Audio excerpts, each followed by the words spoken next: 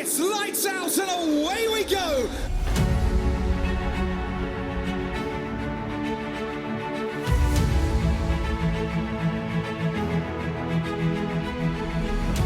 Esto es Entre Circuitos, tu podcast de motorsport.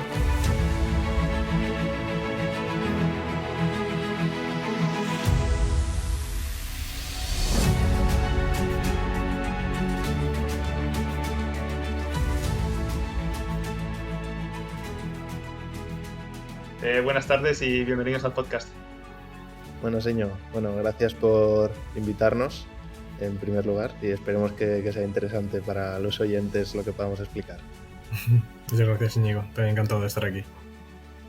Sí, bueno, Alfonso y Miguel hoy están en representación del equipo UPC Eco Racing y si os parece bien, en vez de introducir yo al equipo, ya que sois vosotros partícipes o participantes de él, os hacéis una breve introducción de lo que es el equipo, a qué universidad pertenece, cuántos miembros sois. Vale, bueno, si te parece también podemos primero introducirnos a nosotros dos mismos. Yo soy Alfonso, soy estudiante de Ingeniería Aeronáutica del máster y bueno, Miguel, si quieres tú mismo. Sí, yo también soy estudiante de Ingeniería Aeroespacial e Informática, pero de momento no estoy con el grado. Y bueno, en mi caso estoy en el departamento de Powertrain del equipo, que ahora explicaremos un poco más cómo está estructurado, y Miguel está en el departamento de conducción autónoma. Y bueno, nosotros, como decía Íñigo, somos del equipo UPC Eco Racing, que aparte de un equipo de Fórmula Student, que ahora entraremos más en detalle, UPC Eco Racing es una asociación de investigación tecnológica que está asociada a la Universidad Politécnica de Cataluña, de aquí de la Escuela de Tarrasa. Y esto quiere decir que no solo es el proyecto de Fórmula Student, sino que tiene una asociación detrás que lo que persigue desde el 2008 es la investigación en automoción y en este caso en automoción sostenible. De ahí viene nuestro nombre de UPC Eco Racing, ¿no? Y bueno, dentro de el pilar fundamental de esta asociación es el equipo de Fórmula Student y bueno, seguramente algunos oyentes saben un poquito de qué va esto, si no igualmente ahora lo contaremos. Y está distribuido en nuestro caso en diferentes departamentos, tanto técnicos como de gestión. Por ser un proyecto pequeño y limitado, ¿no? Tenemos los dos, tanto Miguel como yo, pues nuestras funciones en la parte de gestión y en la parte técnica. No sé si Miguel, si quieres profundizar un poco más en cada caso. Sí, justo, bueno, en mi caso me encargo más de la parte técnica, ¿no? De la parte de conducción autónoma, pero también tengo que ayudar en la parte de marketing, pues en el diseño web y intentar ayudar siempre que se pueda en gestión de redes sociales o redacción de artículos, que esto es lo que permite al final a nosotros estudiantes es tener una formación totalmente interdisciplinaria. Es decir, al final somos todos estudiantes, eso es uno de los requisitos para formar parte del equipo impuesto por la normativa de las competiciones en las que participamos y entonces, bueno, no solo decimos la formación técnica, que a cierto punto es autoaprendizaje, ¿no? Porque cada año entran nuevos miembros y los objetivos van cambiando, sino que también tenemos formación de gestión, de empresas, de contabilidad, de marketing, que permite a los estudiantes que estamos dentro del equipo una formación mucho más completa, no solo técnica. Joder, Alfonso, pues me has dejado bastante intrigado con eso que has dicho de que UPC Eco Racing pertenece a una asociación. Entiendo entonces que UPC cuelga de esa asociación o cómo está estructurado. No, es una asociación independiente, una asociación de investigación tecnológica, pero que sí que está asociada a la universidad. Entonces, esto nos da la capacidad de poder desarrollar tecnologías por nuestra parte, pero a la vez, lógicamente, el hecho de estar asociado a la Universidad Politécnica de Cataluña pues te abre muchas puertas, ¿no? Y es una carta de presentación que nos sirve mucho a la hora de tratar con patrocinadores y diferentes entidades. No, además me parece muy interesante porque en muchos casos, al final cuando contactas con empresas, pues para que te den el apoyo, muchas veces pues dan el apoyo, pero no tienen una forma de beneficiarse de ese apoyo más que pues únicamente pues el alcance que tiene la gente. Pero en este caso, con lo que estás diciendo, como que le sirve también como pues banco de pruebas, un esto de ensayos en el que un poco investigar y demás pues las cosas que les interesa a esa empresa en concreto. Sí, Miguel, tú has dicho que eres miembro del esto de conducción autónoma. ¿Puedes profundizar un poco más en eso? Sí. Sí, totalmente. Además, yo tengo la suerte de haber entrado en el departamento de conducción autónoma ya hace 2 temporadas, esta es mi tercera, en la cual es la que se creó este departamento. Es cierto que ya se estaba trabajando por detrás en la creación de este departamento, pero justo el año en que entré yo es en el que conseguimos debutar la parte autónoma de nuestro coche, que además, bueno, Corricing siempre se ha... Una de las cosas que ha representado Corricing es que siempre ha llevado las tecnologías al límite y justo nosotros el primer año que debutamos con además el primer coche autónomo híbrido, ahora explico lo que es híbrido de toda España, porque hasta ahora normalmente los equipos de Fórmula Student que competían con autónomos solían llevar 2 coches, un coche manual con el que competían en modo manual y luego otro con el que competían en autónomo. Sin embargo, nosotros fuimos el primer equipo de España que llevábamos un coche con el que competíamos en ambas pruebas, manual y autónoma, toda España. Y bueno, ha sido un gran reto, ¿no? Por todo lo que implica llegar, además, no es lo que se llama autonomía de nivel 1, nivel 2, que es lo que llevan hoy en día de llevar parte de coches. No, estamos hablando de que son coches autónomos de nivel 5 en los que no va un conductor dentro. El conductor va dentro solo para llevarlo a la pista. Una vez está en la pista, el coche va solo, directamente. Lo que has dicho de híbrido, ¿con híbrido te refieres al powertrain que es híbrido No, al concepto de que puede ir en manual y autónomo el mismo coche, sin ningún cambio de pieza. Ok, o sea que entiendo que habéis competido con el mismo coche en las dos modalidades, o eso no es posible. Exacto. De hecho, al principio cuando se creó Driverless, tú podías llevar 2 coches, el mismo equipo podía llevar 2 coches. Tenía que más o menos como hacer ahí un pequeño, no sé si me puede confirmar Alfonso luego, pero bueno, tenía que hacer un poco un juego así de que eran como 2 equipos distintos de la misma uni o así, pero bueno, que tenían que llevar como 2 coches, ¿no? Para poder competir en autónomo. Y ya Germany, que Fórmula Student Germany, que es la competición más así importante de Europa, ya ha obligado a la gente a que si querías participar en autónomo tenías que hacerlo como lo hacíamos nosotros, que es el completamente autónomo híbrido, ¿no? Este que digo, que es que puedes usar manual y autónomo en el mismo coche sin tener que poner ni quitar piezas. Efectivamente. Interesante, no sabía que estaba en ese nivel ahora mismo. Lo único que me surge la duda que al final al tener que llevarlo así, le estás poniendo al coche un montón de componentes que en caso de no ser autónomo no tendría que llevarlos, ¿no? Sí, no obstante, la normativa ya está puesta para que valga la pena, ya que los equipos que no lleven una parte autónoma del vehículo no pueden alcanzar la puntuación máxima de la competición. Entonces ya fuerzan a la gente a llevar Germany siempre ha intentado tirar al máximo de los equipos para que intentemos conseguir la máxima innovación y entonces esta es una de las motivaciones que te da, ¿no? En la competición de Alemania, que te dice, vale, puedes venir sin autónomo, pero no vas a poder conseguir la máxima puntuación. Y sí que es cierto que luego puedes conseguir mejores tiempos porque son coches un poco más ligeros, estamos hablando de un 10% más ligeros, pero al mismo tiempo no puedes llegar a hacer las pruebas de autónomo que puntúan en la selección general. Y un poco metiéndonos en el tema de diseño y demás, ¿cómo afecta el que el coche sea autónomo para hacer todo? O sea, a lo que me refiero es totalmente independiente y podéis diseñar el coche como lo habéis diseñado hasta estos últimos años o tenéis que tenerlo en cuenta desde el principio y adaptarlo a ello. Sí, ahí puedes hacer más aproximaciones al problema, es decir, tú puedes tener en cuenta el tema del autónomo desde el principio, es decir, modelando partes de las piezas y teniendo en cuenta parte del diseño del autónomo o partiendo de un diseño inicial manual, adaptar las partes necesarias para que funcione autónomo.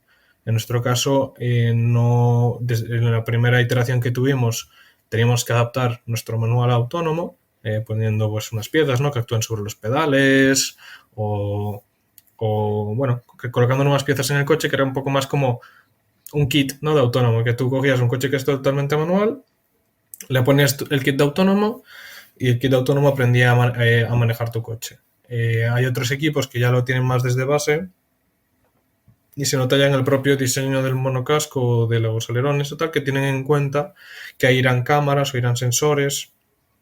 Por ejemplo, hay equipos que llevan LiDARs y los llevan dentro de la que es la parte frontal del coche, que es el nosecon, lo llevan el propio LiDAR dentro y tienen que hacer agujeros en el nosecon para que quepa el LiDAR y cosas así, que allá se nota como el propio diseño original está pensado para usar sección autónoma, pero ambos se pueden adaptar. Antes era más fácil porque habían hecho que algunas normativas fueran más flexibles para los autónomos, para que pudiéramos meter más cosas en lo que es la zona de los pedales y tal.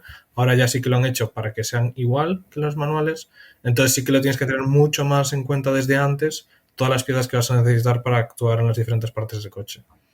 Y dejando un poco los tecnicismos de lado, ¿me podéis contar un poco qué es lo que os impulsó a meteros al proyecto de Fórmula Student o por qué habéis acabado ahí? Alfonso, si quieres, puedes empezar tú. Sí, bueno, yo en mi caso, como he dicho, estoy estudiando el máster de Ingeniería Aeronáutica, pero aquí en Tarrasa, pero la carrera no la hice aquí, la hice en la Facultad de Castelldefels, que hice parecido a lo que está haciendo Miguel, hice la carrera de aeroespaciales y en vez de informática, que es lo que estudia él, pues hice telecomunicaciones.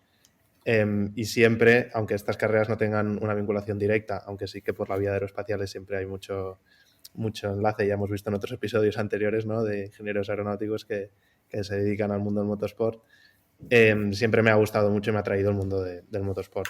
Y desde hace unos años también, con el seguimiento y cómo ha subido la influencia de la Fórmula 1, ¿no?, y la gente cómo lo sigue, pues en mi caso también fue parecido. Y al llegar aquí a hacer el máster, viendo que tenía un poquito menos de carga de trabajo, de pasar de hacer 2 carreras a simplemente el máster, que además es mucho más aplicado, pues vi que tenía el tiempo y las ganas de hacerlo, conocí el proyecto y bueno, simplemente para desarrollarme a nivel técnico de todo lo que no te puede ofrecer un aula, ¿no?, que son casos reales y enlaces directamente con empresas y soluciones de problemas de principio a fin, pues es lo que a mí un poco me llamaba. ¿Lo estás encontrando? ¿Estás teniendo ese contacto que dices con el aspecto técnico un poco más práctico con las empresas y demás o no era tanto como te lo esperabas? Al revés, es mucho más de lo que me podía llegar a esperar antes de empezar. Cuando entras un poco, la idea que tienes, ¿no?, es un poco quizás idílica, pero a la vez limitada, de simplemente pues hago un boceto, lo llevo a algún puesto para que me lo fabriquen y vamos a competir. Y bueno, todo eso queda muy corto, ¿no?, al lado de lo que realmente representa la complejidad de un coche así y sobre todo de un proyecto. Como decía Miguel al principio, y es algo que no es muy vistoso quizá, ¿no?, pero un proyecto así pues necesita toda una parte de gestión también muy grande. Y en mi caso yo, aparte de ser miembro del departamento de Powertrain, ahora me encargo de coordinar el departamento de marketing, que parece algo pequeño, pero ahora, como decías, lo de las marcas, las empresas, es algo que nos lleva a un trabajo alucinante, ¿no? El hecho de poder llevar y que sea viable un proyecto así en el que luego nos vamos a competir internacionalmente, 32 miembros que somos en el equipo, en una organización que es sin ánimo de lucro, pues lógicamente eso hay que pelearlo cada día y todo teniendo en cuenta un diseño de un coche que quieres que siempre sea mejor, etcétera, pues lógicamente es todo un ciclo de tú mejorar el coche para tener mejor reputación y que las marcas se interesen más en ti. En fin, todo es un trabajo de día a día en lo que supone la dificultad más grande, de lo que yo considero la dificultad más grande de un proyecto así de Fórmula Student, que es el hecho de la renovación constante del equipo. O sea, no hay ninguna empresa, mucho menos a nivel de competición de motorsport, que cambie todo su personal cada 3 años. Es algo que es inviable. Y es más o menos lo que se aproxima en un equipo de Fórmula Student, que, bueno, depende, cada universidad lo organiza distinto. En nuestro caso, que somos unos 30 miembros y cada año unos 10 entran y 10 salen, haciendo números así grandes, es muy, muy difícil realmente. Y por eso, y es el gran valor que tenemos como asociación de investigaciones, todo ese trabajo que hay detrás de transferencia de conocimiento. De esos 10 que salen, que además suelen ser los 10 más necesarios porque son los que llevan más tiempo, ¿cómo hacemos que los 10 que entren puedan suplir ese hueco, ¿no? Y no solo suplirlo, sino que queremos mejorar cada año. Ahí está un poco el kit de la cuestión de la Fórmula Student. Que estás comentando ahora de mantener la información y cómo trasladarla a los que vienen después me parece súper interesante, pero vamos a dejar que Miguel nos cuente un poco por qué él se metió a la Fórmula Student y luego volvemos a ello, porque al final tú has dicho que acabaste la carrera y después cuando estabas haciendo el máster te has metido a la Fórmula Student, sin embargo Miguel está haciendo la carrera todavía, ¿no? Efectivamente, yo he entrado en tercero de carrera. Bueno, yo no soy de aquí de Cataluña, yo soy gallego y vine aquí a Cataluña a hacer esta doble titulación, que solo, bueno, ahora no sé, pero en el momento en el que decidí cambiarme, era el único sitio de España que había. Y entonces entré en Terrassa, aquí a hacer aeroespacial, era mi primer año de aquí en Terrassa Aeroespacial, estábamos en plena pandemia, no se podía salir de casa, no podía conocer gente de ningún tipo y me llegó un correo de CoRacing y dije, oh, coche autónomo. Yo siempre que decía aeroespacial, la parte de aeroespacial, porque tengo que hacer una cada año, una distinta cada año, me entraban las ganas de programar y siempre que estaba haciendo programar me apetecía tema de aeroespacial, ¿no? Pues estaba aquí haciendo aeroespacial en Terrassa y de repente veo coche autónomo. Digo, bueno, pues mira, a ver si entro para probar. No sé ni dónde estaba metiendo ni qué lleva, pero yo lo que quería era poder programar y además programar en algo real, ¿no? Que esto es una cosa de frustración que tenía yo de pequeño, ¿no? Que era de llevo tiempo programando, pero no estoy haciendo ningún proyecto real, estoy simplemente pues aquí generalmente aprendiendo en general, pero nada real, ¿no? Y dije, bueno, pues venga, vamos a intentar entrar. No sabía dónde me estaba metiendo la boca de lo... Se requiere bastante trabajo la Fórmula Student, pero muy gratificador al mismo tiempo. Además, eso, yo te digo, entrando en el departamento de autónomo, que no existía, teniendo que crear todo de nuevo, fue muy enriquecedor, muy pasión por el equipo. Yo no soy un gran seguidor, ¿no?, del mundo del motorsport. Soy más eso, una persona que le gusta un poco un maker, ¿no? Que le gusta hacer proyectitos, trabajar, eh, mojarse las manos con estas cosas y bueno, compatibilizarlo con la carrera sí que es complejo, pero al mismo tiempo estás haciendo algo que te gusta mucho y que, a diferencia de cómo puede ser una empresa, ves todo lo que haces, lo ves participando en el equipo. Entonces, toda la vertiente que ha tenido de CoRacing para mi parte, tanto de aprendizaje de programación como tiempo de programación, como además el aspecto social que tiene, que bueno, lo iba a perder, ¿no? Porque estábamos en pandemia, no podíamos salir de tal, es lo que me hizo entrar y lo que me hizo coger cariño y seguir aquí después de 2 años y medio. Casos haya superado las expectativas de la Fórmula Student y estéis contentos de ser parte del proyecto. Volviendo un poco, Alfonso, a lo que estabas comentando antes de pues toda la información que vais generando, todos los avances, todo, al final, como decías, año a año hay que mejorar el coche y hay que hacerlo un poquito más rápido, un poquito más ligero, un poquito más de todo.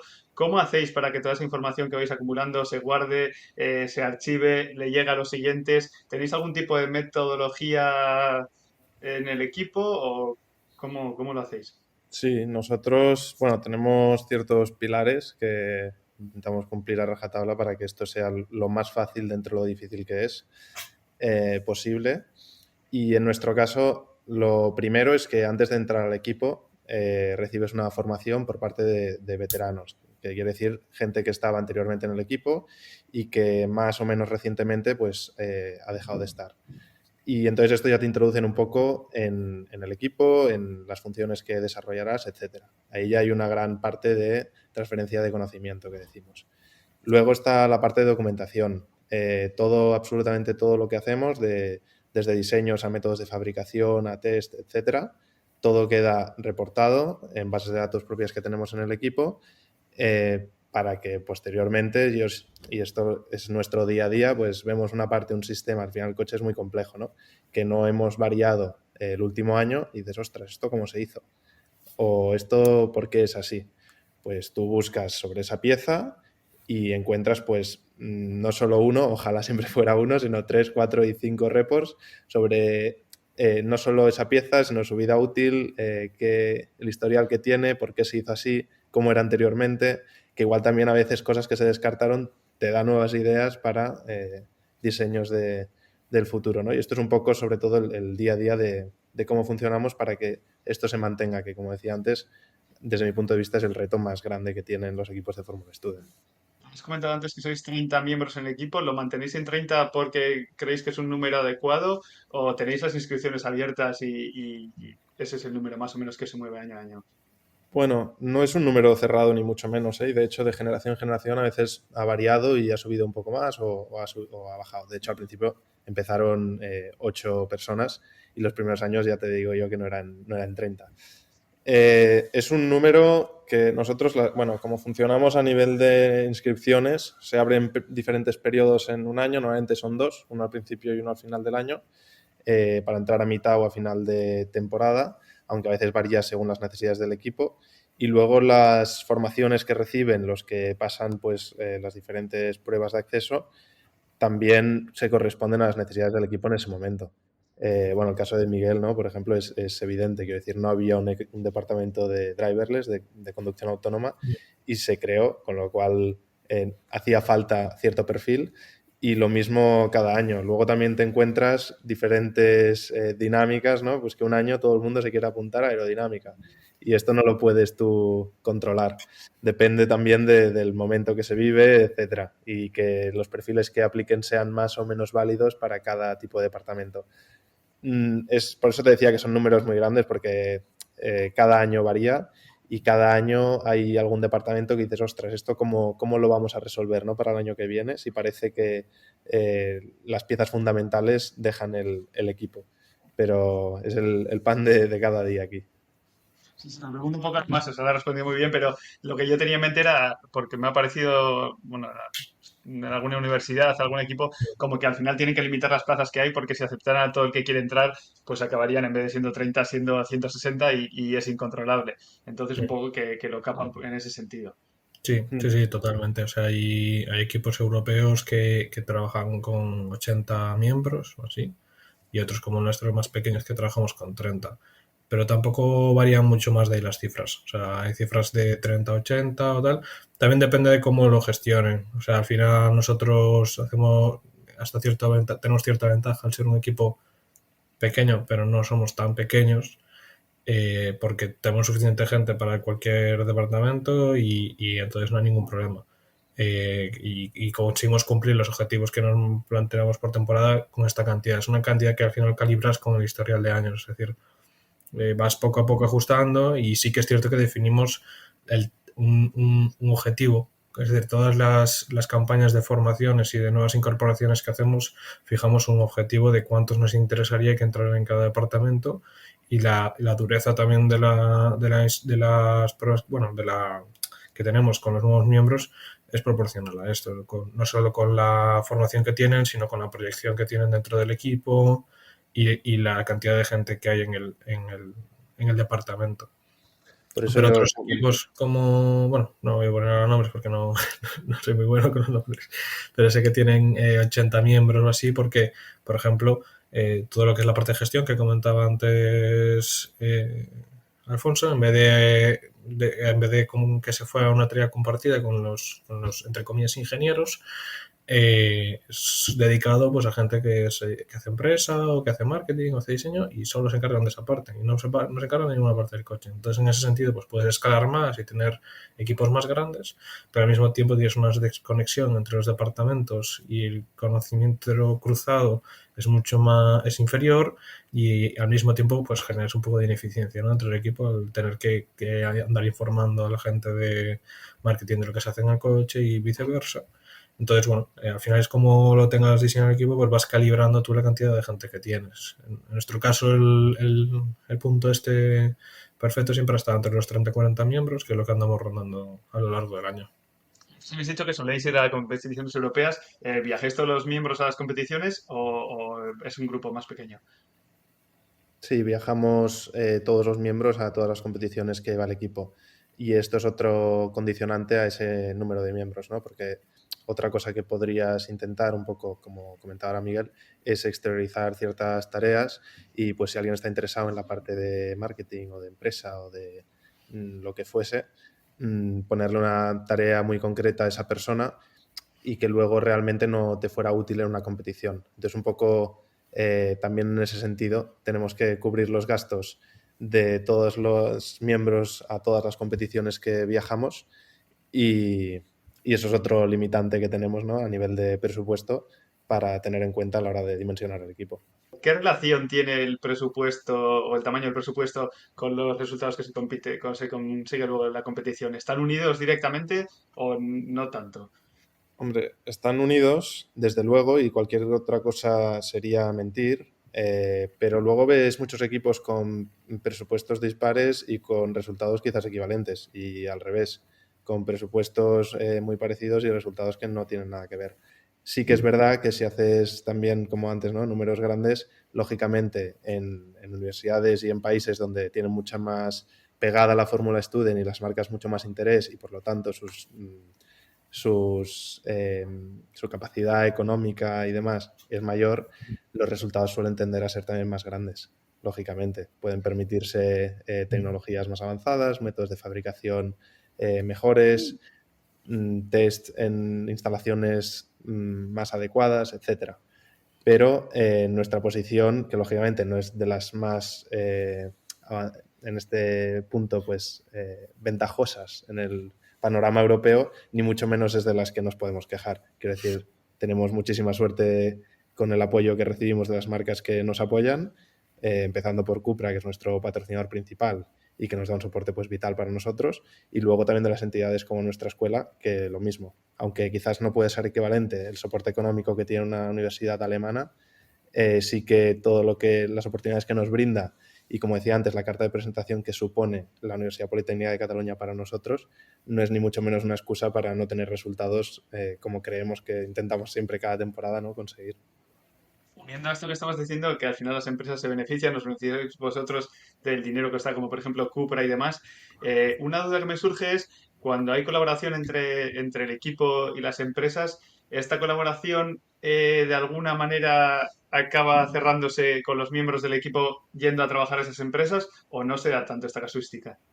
Bueno, es uno de los principales intereses que tienen las empresas que nos apoyan, es la captación de talento, lógicamente. Dentro de que ya estás captando talento de ciertos ingenieros y demás, son ingenieros que no se satisfacen solo con lo que ven en el aula y que tienen otras inquietudes.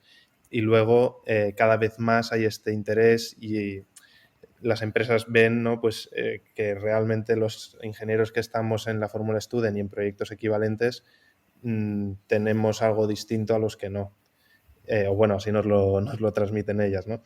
Y sí, desde luego que es el principal interés que tienen a la hora de apoyarnos, realmente.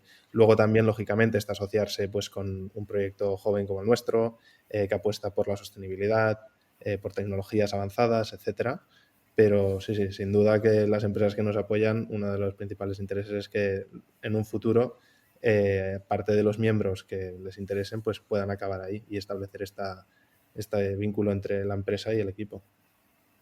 ¿Recibís algún tipo de curso o formación durante este tiempo en el que por alguna forma os van introduciendo la forma de trabajar del equipo o, perdón, de la empresa o no se involucran tanto, sino que únicamente, pues como has comentado, saben que son perfiles que destacan un poco más respecto a otros, pues por ciertas razones y entonces os seleccionan de ahí o sí que os moldean un poco para que ya vayáis sabidos de ello? Bueno, cada empresa es un mundo. Algunas de hecho, parte del patrocinio puede ser una formación en un área. Otras siempre están encantados de que les visitemos en sus instalaciones y enseñarnos lo que hacen. Otras simplemente, y lo más típico, es que de manera natural, al tú desarrollar una tecnología junto a ellos, pues porque tienen una maquinaria que tú no dispones, etcétera, al ir a sus instalaciones y hacerlo ya se establece ese vínculo de manera muy, muy natural. Entonces, cada una, como digo, es un mundo y es una casuística diferente, pero en general, de una manera u otra, siempre se acaba estableciendo ese vínculo.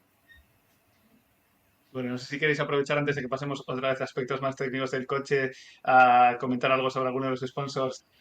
Como ya he dicho, al final Costal, que es nuestro patrocinador principal, sabe que siempre estamos agradecidos por ello.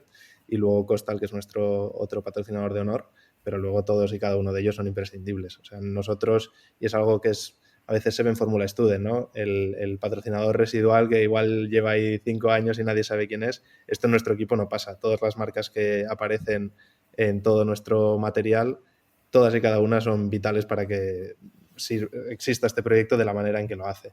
Con lo cual, a todos y cada uno de ellos ya saben que estamos agradecidos y que sin ellos no sería realidad el coche que luego ven en pista en verano. Bueno, pues vamos al aspecto un poco más técnico. Si me podéis hacer unos datos sobre el coche, de motores que lleva, peso, tipo de chasis, y si quieres tú, Alfonso, meterte un poco más en el tema, perdón, Miguel, en el tema del autónomo, qué es lo que habéis hecho, qué no, de ese tema desconozco bastante, pero seguro que estáis orgullosos de alguna cosa o de alguna hazaña que habéis conseguido en los últimos tiempos, así que os dejo este espacio para que me hagáis un comentario general sobre el coche. Sí, pues si te parece, Miguel, comienzo yo con los rasgos más generales del coche a nivel de performance, que al final la parte autónoma está sujeta también al coche que es el que manda. Y bueno, nuestro coche al final es un modelo que en Fórmula Student ya se ha establecido bastante. Desde que lo implementamos en 2017 son 4 motores en rueda, todos ellos lógicamente eléctricos, que no sé si lo hemos mencionado, pero lógicamente desde el 2011 o 12, si no me equivoco, fuimos el primer equipo a nivel español en competir con un coche totalmente eléctrico, cuando entonces la mayoría eran de combustión. Y pues esto tiene un motor en cada rueda, con lo cual tienes tracción en las 4 ruedas, y además al ser eléctricos y tenerlos en la propia rueda tienes este control individual de cada uno, ¿no? Y implementar algo que ahora ya cada vez es más conocido, que es el torque vectoring, que te permite pues aplicar diferente par en una rueda respecto a otra de un mismo eje, y esto te da mucha ventaja en una curva. Al final, si aplicas más par a las ruedas exteriores, puedes conseguir un paso por curva todavía superior. Luego tenemos un monocasco de fibra de carbono que pesa todo el monocasco, que es la estructura principal del coche, 24 kilos, si no me equivoco, 23. Bueno, ahora la gente de chasis me mataría, ¿no? Por equivocarme 20 gramos después de todo lo que lo luchan. Y pesa el coche, el peso de diseño está alrededor de los 200 kilos, 198, sin la parte de autónomo, que ya, como decía Miguel, es un 10% más que sube el peso hasta los 220 kilos aproximadamente. Y hace, todo esto al final, teniendo 4 motores en rueda, que no lo he dicho, pero son en total 140 kilovatios, más de 1100 Nm de par y 200 kilos, que tienes una relación de prácticamente un caballo por kilo, puedes hacer el 0 a 100 en 2,4 segundos. Que, están los números alrededor de los de Fórmula 1, ¿no? Que lógicamente ellos compiten en el rango de 100 a 200, ya no tenemos nada que hacer ahí, pero que es una pasada, que no es ningún juguete ni ninguna broma, ¿no? Los de 0 a 100 de los vehículos están en Fórmula Studio, no sé cuáles que tiene ahora mismo, pero vamos, creo que los récords están ahí. Sí, lo rompió de hecho hará un mes o un poquito más Green Team, que es el equipo que ahora mismo está en el puesto número 1 del ranking mundial, con un coche. Cogieron el coche de la temporada anterior y lo adaptaron reduciendo el paquete de baterías, quitando parte aerodinámica que les generaba pues cierto drag, y ahora hace poco rompieron el récord del 0 a 100. ¿Sabes en cuánto está el número, no? Mira, te lo digo. 1,8, 1,6. No, menos, bastante menos. Menos que Ahora te 1,6. lo digo. Hostia. Sí, si quieres, mientras lo buscas, Miguel, si tú quieres comentar algo relacionado con esto. ¿Te refieres a la parte autónoma o...? Bueno, Sí, una creo que la parte conoces autónoma aquí. yo la desconozco muchísimo, entonces si nos puedes contar un poquito algo, sin entrar mucho en detalles, qué es lo que lo diferencia del resto, qué es lo que habéis innovado últimamente en ese sentido. Antes de que empiece, Miguel, interrumpo un momento solo para decir que el récord de Green Team, el 0 a 100 km por hora, es 1,461 segundos, a menos de un segundo y medio. Adelante, Miguel, con la parte autónoma. Tras esa desoladora cifra. Sí, a ver, el coche autónomo que tenemos nosotros, el primer año obviamente el focus fue sacarlo, entonces tenemos que montarlo lo más simple posible y luego a partir de ahí sí que hemos ido iterando y hemos ido mejorando poco a poco. El sistema autónomo tiene una parte fundamental, ¿no? Que es la de detección del entorno, que es la que le permite saber en qué lugar de la pista está. No solo en qué lugar de la pista está, sino en plan, ¿cuál es la pista? Es decir, el sistema autónomo de base no sabe qué es una pista, qué no lo es. Entonces necesita sensores para detectar el entorno.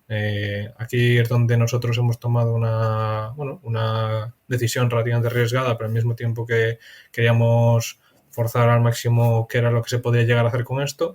Y es que nuestro equipo es el único equipo, al menos que hemos visto en German y en el resto de competiciones, que hemos decidido ir solo con cámaras. Es decir, a diferencia de otros equipos que suelen llevar tecnología LiDAR, que utilizan para detectar con puntos de mucha precisión, que un LiDAR es como un escáner 3D, ¿no? un escáner que permite escanear el entorno, nuestro equipo ha decidido que, bueno, hemos decidido que el LiDAR es un sensor muy pesado, requiere unas capacidades de computación muy elevadas y tiene algunos problemas intrínsecos, ¿no? de capacidad de detección. Y que queríamos y decidimos que, bueno, que las cámaras, que son sensores más ligeros, que permiten frecuencias mucho más elevadas y permiten interpretación del entorno a las características como son los colores o tal, sin tener la capacidad de detectar profundidad. Pero bueno, que eso luego ya seguimos entrar muy técnicos, podemos contar un poco cómo lo luchamos contra ese problema. Nuestro equipo utiliza tan solo un sistema de 2-3 cámaras para detectar su entorno y con eso es capaz de detectar dónde está la pista, ¿no? La pista al final está definida por unos conos que tienes a la izquierda y otros conos que tienes a la derecha. De momento, los de normativa nos hacen el favor de ponerle colores distintos, ¿no? Los de la izquierda son azules y los de la derecha amarillos. ¿Lo he dicho mal seguramente? Sí, pero bueno, por ahí, lo importante es que son distintos. Y entonces, una vez tenemos eso, luego también obviamente tendremos algunos sensores pues estilo GPS o sensores inerciales, ¿no? Para saber un poco la actitud del coche. También, bueno, obviamente podremos sacar información de dónde está el coche usando los propios motores, ¿no? Que sabemos cuántas vueltas han dado cada uno. Pero sí, utilizando un poco todos los sensores que tenemos, ¿no? Filtramos y podemos sacar la posición del coche más o menos en pista, dónde están los conos, y a partir de ahí, pues ya tan solo hay que trazar una trazada, ¿no? Que puede ser por el medio, cuando sabes un poco más de la trayectoria, pues optimizarla, ¿no? Para minimizar tiempos y tal. Y a partir de ahí, tú le das una consigna al propio vehículo. Nosotros, bueno, nos comunicamos vía CAN, ¿no? Que es el protocolo estándar aquí en general en este tipo de robots. Nos comunicamos con CAN, nos comunicamos con los motores, nos comunicamos con un motor que va directamente conectado a la columna de dirección. Y esto le da un objetivo tanto de velocidad como de par, como de ángulo de volante, que intenta un poco emular lo que habría un piloto para mantenerse en esa trazada que hemos definido, ¿no? Con el entorno. Luego, obviamente, el sistema autónomo tiene un sistema de emergencia, el que se llama LBS, Emergency Brake System, el cual actúa directamente sobre las líneas de freno para frenar el coche en el caso de que el vehículo pues perdiera rumbo o perdiera el control del vehículo, ¿no? La trazada. Esto es un requisito por normativa, obviamente, y bueno, aunque no lo fuera, todos los coches de cualquier persona que esté desarrollando un coche autónomo, creo que lo principal es poder pararlo si pasa cualquier cosa. Entonces, tenemos esta parte, ¿no? de emergencia. Unido a lo que estás diciendo, no sé muy bien cómo hacer la pregunta porque tampoco sé si me la vas a poder responder directamente, pero así como si dejamos por un lado la parte autónoma, el vehículo se basa en cosas como peso, potencia y demás para saber el rendimiento que va a tener después. En el tema autónomo, ¿en qué está basado ese rendimiento? ¿O cómo conseguís que el coche sea más rápido? ¿O qué es lo que haría diferenciar un poco un sistema de otro o el mismo sistema evolucionado? Sí, bueno, al final lo que decide qué ángulo de volante coges y cuál es la trazada que sigues y qué velocidad sigue el coche son algoritmos. O sea, tú tienes unos algoritmos que analizan la trazada y, bueno, primero tienes que conseguir una trazada. Es decir, si el coche no sabe por dónde ir, no puede calcular a qué velocidad puede ir. Pero bueno, tú una vez tienes una trazada, cuando tienes un sistema que más o menos te detecta el entorno bien y te permite saber por dónde tiene que ir el coche, tú tienes una trazada. Esa trazada tiene características como es la curvatura o la longitud y cosas así. Y entonces, dadas estas longitudes, estas curvaturas, con trabajo, conocimiento previo y los parámetros del vehículo, tú puedes más o menos saber a cuál es la velocidad máxima a la que puede ir el vehículo en cada punto. Dado eso y dadas las capacidades que tiene de aceleración y tal, tú puedes calcular qué velocidad debería tener cada punto para intentar maximizar o minimizar el tiempo. Entonces, hay diferentes algoritmos que, pues, si tienes un conocimiento de la trazada completa, por ejemplo, puedes optimizar la trazada para que minimices el tiempo que tardas. Obviamente, bueno, estos son todo como pequeñas estimaciones que hace el algoritmo y tú luego añades pues márgenes de seguridad, añades rampas, ¿no? Añades controladores que te aseguras de que no meta acelerones, porque entonces, por ejemplo, si metes que el vehículo pudiera hacer acelerones, hay cosas que el algoritmo, que hay equipos que sí que lo han conseguido, pero que no tienen en cuenta, como pequeños derrapes en los cuales pues tendrías que hacer un contraviraje, cosas así, son cosas que el algoritmo en principio no tiene en cuenta. El algoritmo de control del vehículo pues cuenta que las 4 ruedas están al suelo, si dices izquierda va a la izquierda y si dices derecha va a la derecha.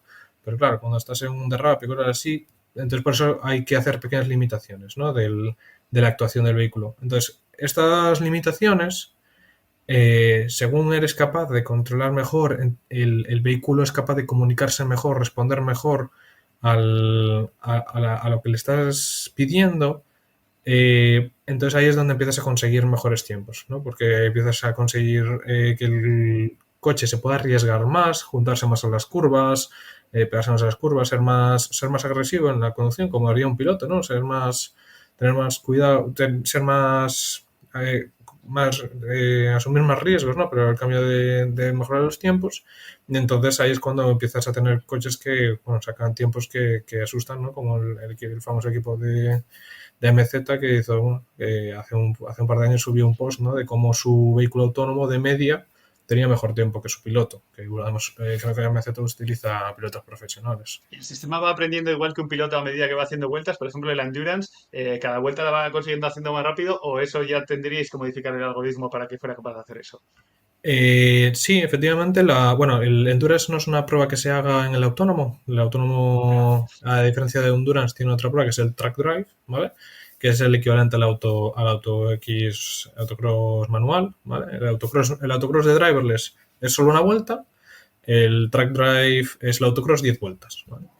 Y sí que hay, nuestro algoritmo ahora mismo no lo tiene en cuenta porque no estamos centrándonos en esa parte este año, pero conocemos, por ejemplo, el equipo de Kit, que efectivamente sí que no sé si tampoco quiero poner ningún nombre por si acaso me equivoco, pero que sí que hay equipos que tienen en cuenta el error que va teniendo el vehículo respecto a la trazada perfecta que están de ellos definiendo, para que la próxima iteración de la trazada tenga en cuenta esta nueva variación y entonces sepa si está haciéndolo bien o puede mejorar o tener en cuenta eso, delays, ¿no? En la actuación, porque tú al final, tú dices al coche que acelere, pero desde que le dices que tu velocidad tiene que ser 30 hasta que llega a 30, hay un periodo de aceleración, todo esto, esta predicción de estados futuros, ¿no?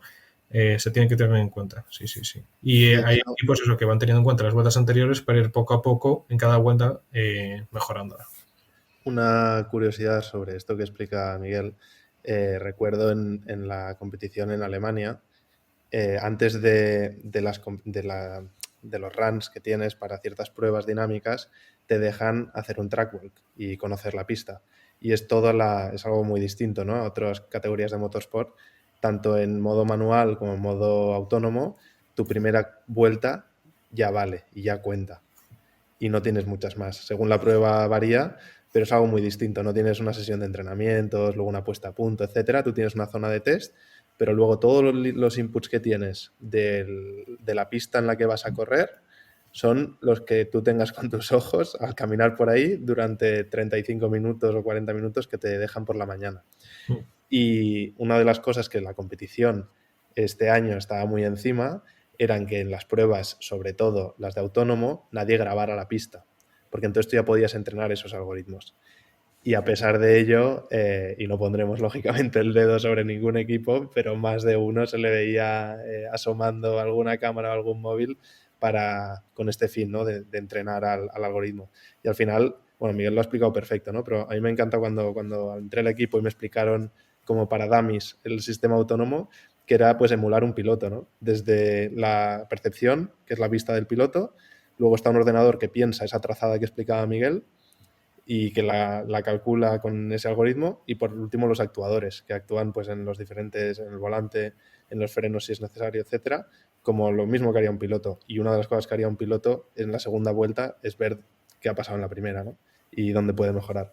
Entonces, en ese sentido, el objetivo del coche autónomo es emular, y en algunos casos llegan a superar por un tema lógico de peso, la conducción de un piloto manual. Me está surgiendo la duda con esto que estáis diciendo. De año a año, vosotros cogéis lo que os han dejado, bueno, el equipo anterior o el coche anterior y entiendo que lo vais solucionando. ¿O hay en algún momento en el que hacéis un rompe y rasga total y empezáis con un coche nuevo desde cero? Habitualmente lo que se suele hacer por un tema lógico de viabilidad es construir sobre lo que ya existe. Ahora bien, cada ciertos años se cumple un ciclo, ¿no? Y ese modelo, ese concepto, digamos que ya lo has llevado a su máxima expresión o puedes desarrollar otro concepto que supere al anterior. Y esto ha pasado en nuestra historia como equipo. Lógicamente, cuando empezamos en 2008 era un chasis tubular. Era un único motor trasero, bueno, en nuestro caso ya era híbrido en ese entonces, que ahí sí que no había nada eléctrico y éramos el primero en hacer un modelo híbrido, pero ese ya vimos que quedaba antiguo y apostamos por totalmente eléctrico. Luego apostamos por la fibra de carbono en el monocasco y dejamos el tubular atrás. Luego los motores en rueda. Entonces, esos cambios son muy drásticos y muchas veces toman más de una temporada para poder implementarse. Entonces, nosotros ahora mismo con el concepto que tenemos de coche fusión o híbrido, como quieras llamarlo, entre manual y autónomo, además de que sea eléctrico, motores en rueda, monocasco, etcétera, este va a ser el tercer año, la tercera iteración de este concepto. Entonces ya se está estudiando desde el equipo cuál va a ser el siguiente gran paso, ¿no? Ya sea la temporada que viene, la siguiente, se está empezando ya con un diseño que no es de cero porque nunca lo es, porque siempre vas a aprovechar tecnologías anteriores, pero sí que empiezas en un papel en blanco y no sobre adaptaciones del modelo anterior.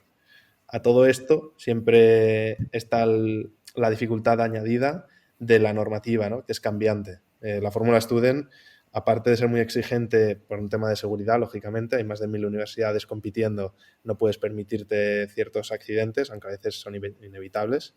También la normativa, o sea, aparte, como decía, ¿no? De ser exigente, lo que apuesta es por la innovación y porque siempre haya cambios. Entonces, estos cambios y esta variabilidad de la normativa lo que te impulsa es que por mucho que tú tengas un concepto que es muy bueno, cada año lo tienes que cambiar, porque hay cosas que ya no se aceptan o hay cosas que de repente se abre un nuevo abanico de posibilidades que antes no se podía por normativa y que tú tienes que apostar por ello porque si no te quedas atrás. Entonces, un poco el cuánto puedo y me puedo permitir con cuánto es realista para de año a año, ¿no? Hacer un coche cada temporada. Recordemos que esto empieza el curso en septiembre.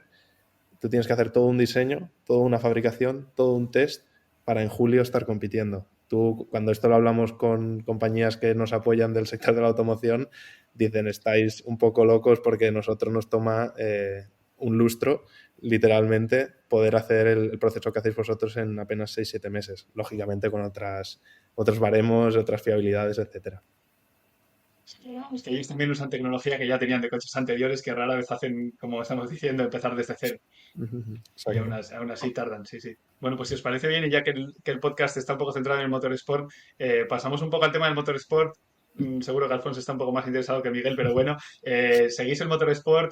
¿Tenéis ahí vuestras apuestas, vuestras porras? ¿Seguís las carreras desde el equipo? ¿O cómo es el ambiente del motorsport? O sea, ¿la mayoría de vosotros de los que estáis ahí queréis participar en las carreras en el futuro o cómo lo veis? Bueno, como comentaba al principio, hay perfiles de todo tipo en el equipo.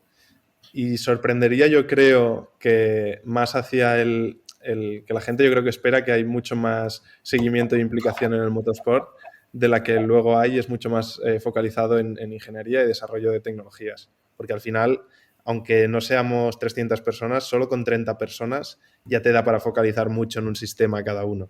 Y entonces, depende de cada perfil. Hay algunos que tienen mucha más arraigo al motorsport y que lo tienen mucho más seguimiento, pero luego hay otros que pues no tienen esa vía. En general, sí que hay cierto, ¿no? Pues, amor por el mundo del motorsport y sobre todo lo que es lo más mainstream ahora, focalizando en la Fórmula 1, es algo que sí que es seguido. En mi punto, por ejemplo, no soy ningún fanático del motorsport desde pequeño, ni mucho menos. Sí que sigo principalmente la Fórmula 1 y luego me gusta bastante el mundo del sim racing y es algo que también, pues, cuando puedo, pues le he dedicado tiempo.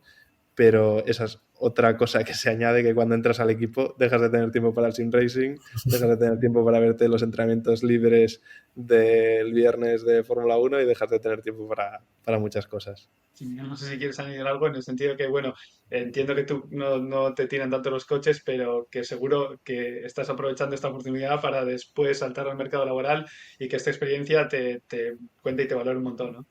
Sí, totalmente. O sea, la experiencia que he ganado en el equipo por temas de visión de computador ya me ha abierto puertas durante la propia carrera, que no, obviamente al estar en el equipo no podía aprovechar, pero sí, o sea, el tema de la conducción autónoma que bueno, es algo que ahora pues, se ve que avanza lentamente, pero poco a poco lo están cogiendo cada vez más empresas y están subiendo los niveles de autonomía, ¿no? Que he comentado yo antes, ¿no? Que nuestro coche sí que es nivel 5, ¿no? Que no hace falta un conductor presente, pero que ya casi cualquier coche tiene nivel 1 de autonomía, ¿no? Que son estos asistentes que hay bueno, de crucero, ¿no? O de carril, que enseguida ya están subiendo los niveles prácticamente todas las marcas y que se está haciendo cada vez más accesible. Bueno, sí que estoy, en ese sentido sí que estoy atento a eso, ¿no? No estoy, igual el tema de la competición, no estoy tan atento porque tampoco hay tanta, ¿no? Por el tema de... Sí que es cierto que hay una Fórmula E y sé que hay alguna competición de vehículos autónomos que me ha parecido ver, ¿no? A veces aquí haciendo un poco de búsqueda por internet sí que he encontrado algún equipo que hace coches de competición autónomos que bueno, asustan, ¿no? Las velocidades que cogen porque compiten en circuitos grandes. Pero claro, todo este tema del autónomo pues sigue siendo muy minoritario y no... Entonces, bueno, estoy ahí no Sí tanto que en la hay, parte de sí que mainstream. hay poquito y la verdad es que incluso dentro del motorsport las categorías que tienen desarrollo de vehículos son muy pocas. Está la Fórmula E, la Fórmula 1, el MP1 y poquito más. Y Exacto. relacionado con eso, quería comentaros un poco, aunque igual a vosotros no os interesa directamente, acabo de publicar un libro que se llama Race Engineer, The First Experience, en el que un poco me centro en las competiciones que no tienen desarrollo y cuento un poco, pues eso, cómo es una primera experiencia, cómo es un día las carreras, aunque sea Race Engineer, pues está también enfocado para mecánicos y demás. Y es un poco, pues al final creo que el motorsport es un mundo súper desconocido, que la gente no sabe qué pasa detrás de los boxes o detrás de las puertas que hay ahí. Entonces, un poco, pues para que la gente se haga una idea de lo que hay ahí, de cómo es el día a día y pues una introducción de eso. Así que os mandaré una copia al equipo, alguna copia para que tengáis y decir eso, que está en Amazon disponible, pues para el que tenga el gusanillo ahí de decir, oh, joder, cómo son las carreras, cómo es eso, pues que sea tipo introductorio. No, pues muchísimas gracias y seguro que es interesante. Yo había escuchado de que habías publicado el libro y bueno, tanto a mí como seguro que gente en el equipo que está interesada en él. Y al final esto también, un poco en otros podcasts anteriores tuyos también es un tema que tratas, ¿no? De cómo muchos caminos distintos te llevan a ciertas competiciones. O sea, cómo la gente que está trabajando en Fórmula 1 no todos siguen el patrón que parece establecido o al final toda la repercusión que se lleva, ¿no? Pues el camino de un piloto, etcétera, sino todo lo que hay detrás y de cómo pues gente de todos los ámbitos pueden acabar trabajando ahí. Es algo que se ve aquí de la misma manera. Gente que no necesariamente es un enamorado del motorsport, pero que saca rendimiento de un coche porque es experto o se está formando en un campo muy, muy concreto. Así que bueno, ese es un poco lo que estoy intentando con el podcast y la idea de todas estas entrevistas a los equipos de Fórmula Student, que al final son un poco pues con los que se nutre en casi todas las categorías del motorsport, aunque no todos los que estéis en la Fórmula Student acabéis ahí, pero es una escuela muy muy buena, yo creo. Uh-huh. Sí, nosotros hemos tenido con anterioridad y de hecho de manera muy reciente, ¿no? Compañeros que estaban con nosotros y que han dado el salto directamente a la Fórmula 1 y luego también pues a otras disciplinas y categorías del motorsport, lógicamente. Sí que no es un camino único ni mucho menos, pero es lógico que es una fuente donde buscan todas estas categorías, estos equipos, pues gente capacitada y con cierto conocimiento sobre el mundo del motor. Pues nada, por mi parte esto es todo, así que no sé si queréis añadir algo más o si lo dejamos aquí. Nada, darte las gracias por la oportunidad y que sigas haciendo el podcast, que los que hemos estado escuchando nos parece súper interesante y con más o menos enamoramiento al mundo del motor es siempre interesante conocer las experiencias personales de la gente y cómo llega a él. Sí, totalmente. Creo que esta aproximación tan personal al mundo del motorsport es bastante interesante. Así que también muy agradecido de poder estar aquí, la oportunidad y bueno, Julián, de que nos ayudemos mutuamente, ¿no? Dándonos visibilidad a ambas partes. Sí, claro, nada, pues muchísimas gracias a vosotros por participar.